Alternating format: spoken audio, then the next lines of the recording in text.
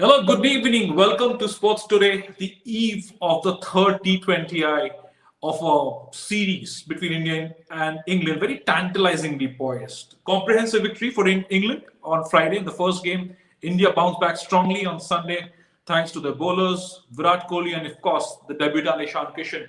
So there's plenty to talk about and plenty to ask our expert Deep Das Gupta when we'll join him shortly on video. But before we get to the excitement of the evening, here's a quick look at why you should download the House app.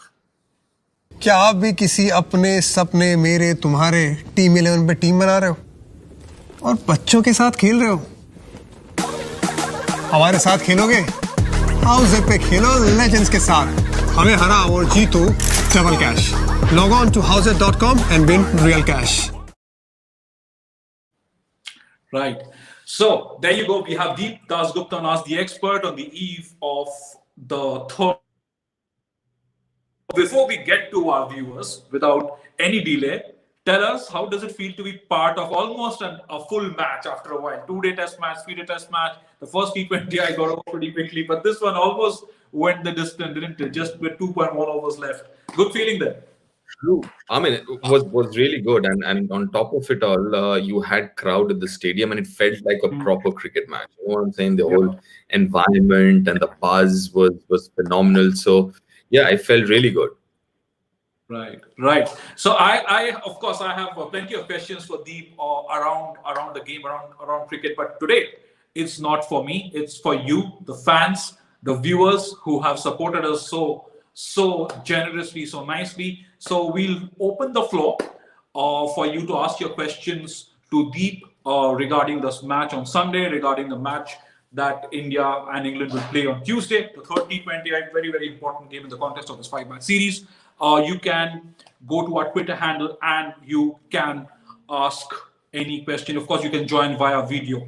So meanwhile, whatever you have your questions, you're welcome to join us via video or you comment and we'll pick up your questions and your comments. So Deep, we have the first one from Ruban Loganatham, and he's obviously referring to the stumping decision, saying why was Kohli not given stumped by the third umpire when the cameras showed his foot was on the line?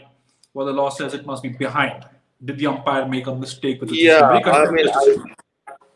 Rashi, I think it's a good question, and it's very debatable because I think there was no conclusive evidence that something was not behind the line also. So it was maybe a 50-50 thing, and I do agree. I mean, you can be on either side of the line. I mean, whether you agree or you disagree. But in this case, I guess the benefit of the doubt went to the batsman. And so it is what it is, and you can read it or see whatever you want to. I mean, you can read into it the way you want to. But I guess, I mean, I'm really 50-50 on that. Certain angles, it seemed like it was on the line. Certain angles, you thought there might be just something behind the line. So I'm honestly a 50-50 on that. I really don't know what to say. But yeah, I mean, the issue is benefit of the doubt, because certain things, for example, a no ball, the benefit of the doubt goes to the bowler. In these cases, the benefit of the doubt goes to the batsman. Right. So we'll quickly jump over to the next question. The next topic of massive interest, Deep, is Rohit Sharma, because Virat Kohli said he'll be rested for the first couple of games. Dhawan got a try look in. Ishan Kishan, stunning debut, that right? So Soham Banaraswale is asking you whether Rahul will be dropped for the third T20 to bring Rohit, and who do you drop from this lineup to accommodate Rohit Sharma? It's a tricky one again, isn't it? I mean, yes, KL Rahul, he's been brilliant, but last two games he's been a little out of sorts, which is understandable because he has not played cricket in a while. The last competitive cricket match that he played was in Australia way back in, I think, December. So keeping all that in mind, I can understand. But again, Virat mentioned that Rohit will be rested for the first two. Now the two is gone, and Ishan has played the way he has. So it's a big call to take whether you're gonna rest someone like Rahul and get Rohit in, which is, I guess, the logical thing to do, because obviously Ishan, the way he batted, come on. I mean, you need someone like that. I mean, especially in this format, to go out there and bat fearlessly. Both him and Rishabh batting at four, I thought was a good idea, just to get that momentum going. And yeah, so I think if Rohit has to play, the logical line would be obviously KL Rahul rested then. That'll be interesting too, because that leads me to the next viewer question. The is Shubham Signapurkar. I hope I'm getting his name right. He's asking, has Dhawan played his last 2020 international, given the way Ishan Kishan played on his debut? Because he says, I don't see him back in the Indian T20 team, and he wants to know your perspective. Yeah, I mean, listen, Shubham, fair enough, but I do understand where he's coming from, and could be true as well, because the kind of competition that you have in the top two, as an opener in T20 or even white ball cricket, is phenomenal. I mean, let's not forget what someone like a Prithvi has done, or Padikkal has done in the Vijay Hazare. Obviously, you have someone like Mayank already in the squad. Then you have Rohit to come back, and KL Rahul and all that. So yeah, it's going to be a tricky one. It's going to be extremely tricky one. But listen, I mean, Dhawan's been around for a while. He's got that experience. So I'm not going to rule him out, but it's going to be difficult for him to make a comeback now. That's something that I think I believe in. Right. And also, there's another one leading straight through to meet the Vermas. He's saying, good evening, Rajesh Deep. So, with Surya Kumar Yadav in the team, does that give the top order more freedom to go out there and bat as aggressively? Because India now batting deep till 7. So, I mean, there's Ravindra Jadeja still to come back into this team. So, that is quite an explosive component in that batting lineup. True. And also, if you look at the batting order, so you have, I mean, a lot of players out there who can play different roles. And I really like Rishabh coming at 4, because then what happens is Virat can play his own game, and Virat can, I mean, listen, like the other day, he was tracking at 140, 145 or something, without really, taking too many risks, because obviously the focus was on the other end, whether it was Ishan Kishan or it was Rishabh Pant. So I think that makes a lot of sense. And if you look at last couple of years, I think Indian top order was fine. It's just that between 7 to 14 or 7 to 15 overs, at times India would lose the momentum, trying to consolidate and again then start off again for the last 5 overs. So if you have someone like a Rishabh coming at 4, you can actually play a little more fearlessly the rest of the batting order. And also, if he if he gets out early, then you have someone like a Shreyas Iyer or Surya Kumar Yadav to kind of back it up. So yeah, fair call. I think this looks, I mean, really good. Now the big question is, with 5 bowlers, that can be a little tricky. Indian, all 5 of them bowled really well. But in this format, we all know that one bowler can go for plenty. So then what happens? Then there is no insurance. Not too many top 6 batsmen can bowl. Apart from maybe you might get an over or 2 from Shreyas, but really haven't really bowled that much. So that can be a little tricky. So when someone like a Jadeja comes, does he come in place of one of those batsmen? So that's a question that I have when Jadeja would be available. Yeah, in fact, that was also a question from Ashish Singh. He was wondering the same thing. What happens when Jadeja comes back into the team? Who do you reckon will be out? And also a leading question around Surya Kumar Yadav. Deep, I'll take 2 together from Aryan Bansal. He was also referring to the fact, could Surya have been promoted to number 4? I mean, not that Shreyas Iyer had or Rishabh Pant. Obviously Pant came in and got 26, but he's a tested. He's tried and tested and successful already. Could Surya Kumar Yadav have come in instead and? Not in case of Rishabh, because I think I like that, as I mentioned before, I like that idea of Rishabh coming at 4 and keeping that momentum going. That is very important. So the difference, especially, we will feel it more when India is batting first, because then you want to maximize your resources. And I think Rishabh coming at 4, and if you have a good start to keep that momentum going. I think Indian batting order, apart from the openers, need to be more flexible. Maybe if there are early wickets, how do you want to approach? You want to counter attack, or you want to keep the momentum going? So you send Rishabh in. But I actually thought that he would come at 5 when Rishabh got out. I thought, the match, I wouldn't, I mean, India was very, very well placed. I thought, maybe Surya could have come out then and would have got a good idea of international cricket. There was still around, 30, 40 runs to be made. Yeah, I thought he would be coming out at 5.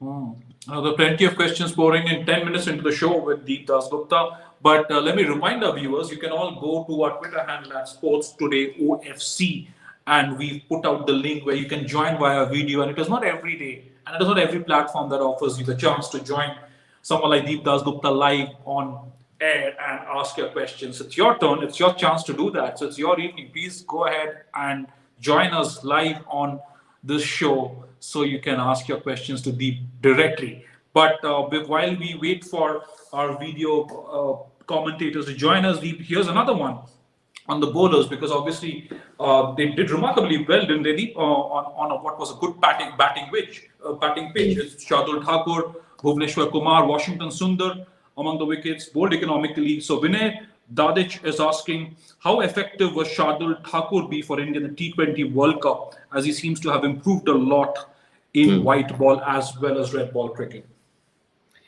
Yeah, I mean, he has. There's no two ways. And, Shardul becomes a little more important because he can bat as well. So you need someone at number 8 or 9, one of your main bowlers, to come in and bat as well. So Shardul is very handy with the bat. We've seen that before as well. And he's improved, which is quite evident with the ball as well. So I thought it was very, very smart of him, the way he bowled the last 2 overs. I think the match, that was the game-changing moment of the match. Those last 5 overs where Indian bowlers only went for 35. So it was looking at one. England were looking at 175, 180, and suddenly they only got 164 or 163. And yeah, credit to someone like Shardul to have understood what he required to do on that pitch against those batsmen. So yeah, that's good, because he's been around for a while. Let's not forget, he's been around for a while. His experience and that experience came good in the last game. Right. And leading up to the seamers, in fact, Rafael Melvin Tommy is asking you, Deep, do you see another seamer, Deepak Chahar, for example, making way in the next match? Because India are obviously trying out all possible combinations. But if Deepak Chahar does play, who would he replace? That's a tricky one, because Deepak Chahar, Bhuvi are very similar in kind of bowlers. So now that Bhuvi is available, I'm sure Deepak will get a go, but maybe not in the next one. I haven't seen the pitch, but it seems like, and what I heard, I'm sure all of you must have heard as well, Morgan saying that the next game is on the red soil pitch, which might turn a bit. So I'm not too sure whether Deepak will play tomorrow itself, but I'm sure he will get a go sometime during this series. And also, because you mentioned the red soil pitch for tomorrow, like Morgan said, what for you was the differentiating factor, Deep, between the first and the second T20? Was the pitch a lot different? Were the conditions a lot different? Or was it the fact that the batsmen were more settled after playing that first match? I think the pitch was also different. It was a little tacky. It was on the slower side. It suited the Indian bowlers a little more as compared to the first game. That pitch suited the English bowlers a little more, because they had, and Mark Wood played in the first one, somebody who could actually exploit that pitch, along with Jofra Archer. And also, I thought India didn't bat as well as they could have. But I think the Indian bowlers did really well, read the conditions better, bowled beautifully on that pitch, which was like stopping a bit. So they bowled a lot of these slower deliveries away from the arc, as I did mention on air during the game. And I think, it was a little different, but I thought the first pitch kind of helped the English bowlers a little more and their skill set, while the second pitch helped the Indian bowlers a little more. And also, let me remind our viewers again, please do go to @Sports Today OFC so you know how exactly to join us live with Deep Dasgupta and ask your questions straight to him. Renowned commentator, and I think one of the most astute analysts of the game. So here's your chance to do that. No, it's true, isn't it? And that's why we all love doing what we do on sports today with the likes of Deep, Das Gupta, Boria Mujumdar, and Pragyan Oja. That's absolutely great to do that. So why don't you also join us and do exactly what I enjoy doing so much? It'll be fun. So while we wait for that, Deep, here's Siddhant asking you. Hi everyone, would like to know if all the Indian players on bench, whether they will be tested. They'll be tested in the T20I series if India take a winning lead, which will obviously mean the next two games, Yes, if India does kind of go ahead 3-1, then you might expect a few more players getting opportunities. But otherwise, it looks a little, I don't know. I mean, they still can, depending on the team management. How are they looking at this series? Are they looking at, because obviously winning a series is also important. Yes, the bigger picture would suggest that you kind of have a look at your bench strength as well. But you know what? As it is, you've got Bumrah to come back. You have Jadeja to come back. You have Rohit to come back. So I think the bench strength is already being tested right now. People who are, I mean, Shami might come back. I'm not too sure whether he fit in the T20I or not, but if he does, then obviously he's going to come back as well. But yeah, so I think I don't know whether all of them might get a break, but it is, I think you also need to get into that winning momentum because let's not forget India does not have too many T20Is before the World Cup. I mean, obviously this series, then there might be, I think, 3 against New Zealand and 3 against South Africa, if I'm not wrong. Another 60-20 years after this series before the World Cup. So it's not that India has a lot of options there. And I also think those 6 of them would be after India's announced its squad, because ICC, I think you have to announce your at least 20-member squad before 30 days before the tournament or something. So that's also going to be a little tricky there. So yeah, I guess. Anyways, I mean the bench strength already looking good. Absolutely. And with that, Deep, we have our first video caller of the day. It's Viraj Patwa. Welcome to the show, Viraj. We'll have you. Hello, sir. There you go. Welcome, Viraj. Sir, Here's my your chance to question speak. is Yes. that we are dealing with problem of plenty now. Nowadays, there are a lot of players. So, what do you think that what should be condition for selection? We have condition like fitness test, where players like Varun Chakravarti failed, but India means many commentators told that fitness should not be benchmark. So, what should be the benchmark? Thank you. See, Thank you. they could be. Yeah, thanks, Viraj. I think there are quite a few things that you have to look into before selecting. Obviously, fitness would be one of them. Obviously, your form. How do you fit in that team? I mean, just because you've been scoring a lot of runs, but then, if it's an opener, obviously chances are less that he'll be able to, the team management will be able to fit him in. So I guess what the team requires, your current form, fitness would be one of them. I mean, it's unfortunate. Fitness for me is also quite important. I mean, I think fitness is important from a commitment perspective, whether you're committed or not. There are arguments that how does it matter if you're scoring runs or picking wickets, but it matters because you've got to have a benchmark. If that's the attitude everyone starts having, then it becomes a problem. So and also it just tells me that if you're committed enough, and let's be very, very honest. I mean, the benchmarks for the fitness test aren't that high. 17.1 on a yo-yo test is not very high, let me assure you that.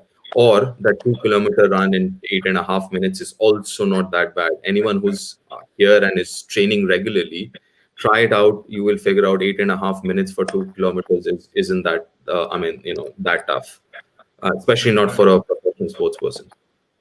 Right, right. And with that, we have a flurry of, we got quite a few callers on video. We got Karthik Mathur next for his question. For the Karthik, take it away. What's your question? Okay, we're waiting for Karthik to join us. Karthik, the line is all yours. It's your opportunity to ask Deep anything on the there you go. Karthik is yes, Karthik, your turn. Yeah. Hello, sir. My question is, when will the foreign players arrive in the IPL and what will be the quarantine rules for them? because I think 30th is the last ODI for India versus England. 30th, 28th. 20th is the last ODI.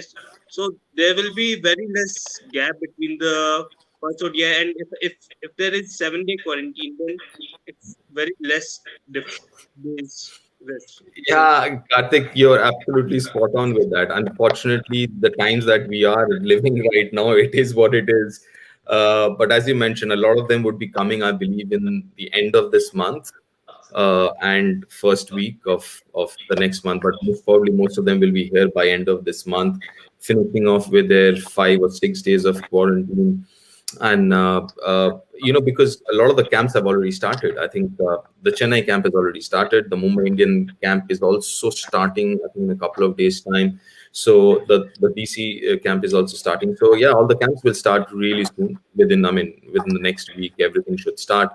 And slowly all the overseas, because there are also flight issues. I mean, logistically at this point in time, it's quite a tough one, isn't it? I mean, people coming from South Africa or New Zealand, uh, it's really tough. Even England, for that matter. Uh, your flights and all have to be diverted at times. You might not have a direct flight from certain countries. So yeah, it's a tricky thing. It's a very, very tricky thing. Right. It's like a rapid fire round for Deep here tonight. It's we already have our next caller right up, Naman. We're waiting for you to come online and your question for Deep. Hi, Yes, sir. Naman. Hi. Hi, Welcome. Naman. Sir, sir, what do you think with Rohit expected to be back for 30-20? And who will India drop, either Rahul or Ishan?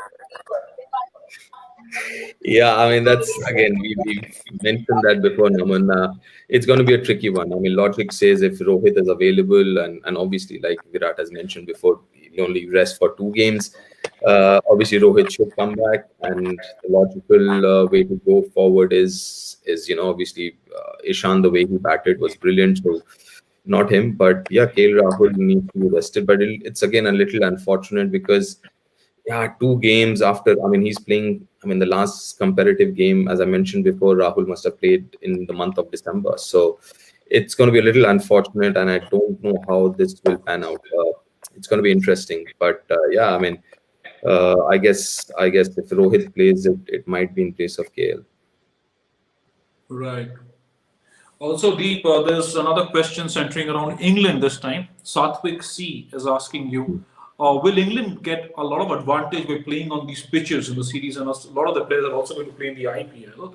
So, will that make them one of the strongest contenders, strongest overseas contenders for the T20 World Cup? See, as it is England, the way they play, they're playing white ball cricket last few years. They are one of the top teams in the world, irrespective of conditions. Uh, England in T20, obviously they were finalists in the last World Cup, the champions in 50 overs. They're number one team in the world in ICC ranking in both the formats. So yeah, I mean they are anyways one of the favorites. But obviously this experience will help them because this is their best playing 11. So they have all their playing. I mean, the top guys, their A side here playing this series, and the purpose is to make them aware of the conditions in India, or including the crowd and everything else, the stadium, the weather, and all that. So yeah, I mean, they definitely would be one of the favorites without a shadow of doubt. Right. The next question is on Kuldeep Yadav. Sanket J is asking you, why isn't Kuldeep Yadav in the T20I squad? Why isn't he? Why Uh, isn't? yeah, I mean that's a good one because I don't know whether Kuldeep Yadav is being handled well enough. I don't know the whole story, but somebody like him, as I've mentioned before on Sports Today as well, that you don't get that kind of skill set that often, right? A left arm wrist spinner. Yes, in the last year and a half or 2 years, he hasn't been bowling that well. Whatever limited opportunities he's got, but spinners are all about rhythm and confidence, like everyone else. And it seems like at this point, and it's very difficult if you're playing only one game in 6 months or 8 months. It's difficult to get a rhythm going. right? So from that perspective, I just hope he gets to play regular cricket to get his rhythm back. And also confidence wise, it does not help if you're not playing. So yeah, I think someone like him needs a little more TLC, a little more caring in how you handle it, because like I said, his skill set is very, very unique. Right. And before I go to the next question, here's reminding our viewers quickly. You can go to our Twitter handle at Sports Today OFC, where you will find the link and a way to join Deep Das Gupta live here on Sports Today and ask your question straight to him. But before that, it's Ayat Sharma. Deep, he's asking you if should India take the risk of going in with five bowlers in the T20 Yeah, format? I mean, as we were talking, Rashu, that it's a bit of a risk, isn't it? I mean, because this format bowlers will go for a few. I mean, and not every game you all your five bowlers will come good, right? There will be off days. There will be days when the batsman's in good form on absolutely flat pitches. What happens then? So I think, yeah, I mean, I do agree. I think it's a bit of a risk. And that's the nature of the beast. I mean, it's not. I'm not saying. I mean, not every bowler can have a good day. I mean, there can be off days. So in that case, that becomes a little bit of an issue because, as I mentioned earlier as well, apart from someone like Shreyas who can bowl and over here and over there, we don't have too many top six batsmen who can bowl. Uh, so yeah, I mean that becomes a little bit of a risk, and that might change as I've mentioned before when Jadeja comes in. I think Jadeja would come in, should ideally come in place of one of the two batsmen, Surya or Shreyas. Maybe not. I think then it becomes a little more balanced, hopefully, uh, when someone like Jadeja comes back. Right. Now, since it's also we've been talking about how Rohit Sharma can come back, whether KL Rahul will make for way for him. Deep Al Ashwaq Aslam is asking if Yeah. there is a possibility for India to rest Virat and bring Rohit back in instead. Uh, I don't think so because let's be honest, Virat has looked good in the last game, and I'm sure in the last quite a few games he hasn't been scoring the way he usually does. The benchmark that he set for himself is very, very high. So I think he looked extremely good. I think he would want to continue and get back into rhythm and get back into that being Virat. So I don't think he's going to take a break, and I don't see any reason why Rohit should take a break either.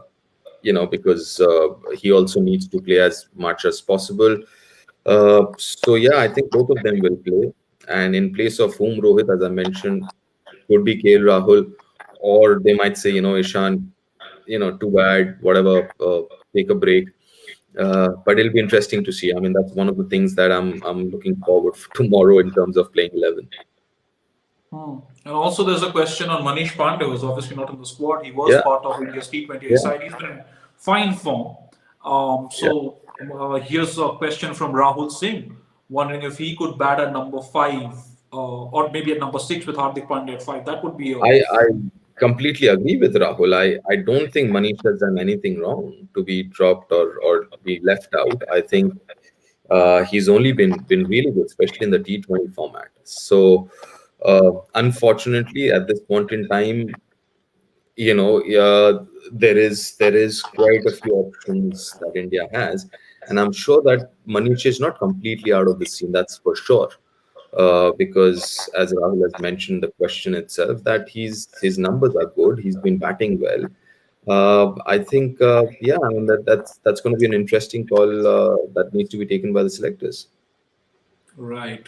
It's almost we got another one. We've got time to take one last question. Deep, it's from Kalairas and Pushpanathan. He's wondering. We were talking about Kuldeep Yadav, but he's asking, does bowling fast really matter for a spinner? How important is that? And his example is of India have at times kept dropping Kuldeep, claiming he has bowled slow often. Okay, so the issue is not that he's been bowling slow. The idea is that off the pitch, the ball is not going.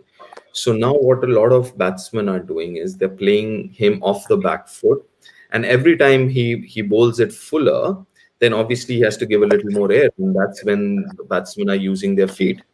So he has to. So batsmen are trying to play him differently. Also, have a lot of batsmen now play him off the length. In the sense, they try and kind of sweep him a lot more because he has to bowl fuller. Because the moment he goes a little short, because of that pace, it becomes comparatively easier off the back foot. So I think that's something that he needs to work on, and he's been working on. I was talking to him. He's been working on a few of the things, technical things, and as I mentioned before, with Kuldeep, and like with everyone else, it's a little bit of a issue that he hasn't played regularly enough to get into some kind of a rhythm, get into some kind of a confidence. So yeah, he seems to be. He needs to play cricket. As simple as that. You can't have confidence or rhythm sitting outside and not playing cricket.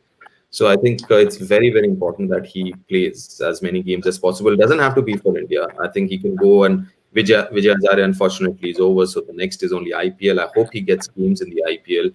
I think he just needs to play some games now. Right.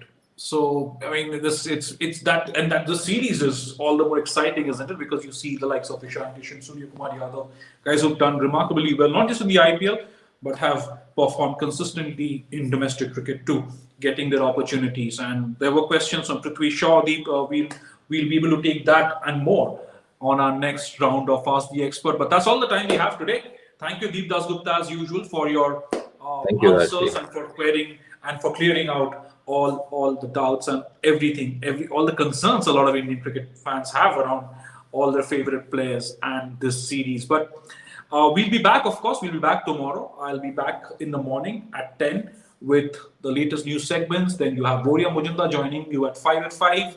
And of course, we will not do this cricket chit chat segment that we do at 8 in the evening. Instead, we'll come straight to you right after the game, to dissect and analyze the third T20I. Deep, will you be able to join us? Of course, you'll be in commentary duty, but we'll hope to see you if you can. It's always such a pleasure to have you on the And show. Rashi, before we sign off, let me also thank everyone for joining in and taking the effort and to kind of be part of this. Right, absolutely. Thank you so much for joining in, and thank you for getting on video calls to ask your questions. In fact, we would request our viewers to join in live and get these questions to the. Thank you for your comments. Thank you for your tweets. Thank you for all your questions via video, via text. We're always happy to take them. Deep is always happy to take them for you. But thank you. Do subscribe to Sports Student. Do not forget to download the House app and challenge the experts. Have a good evening.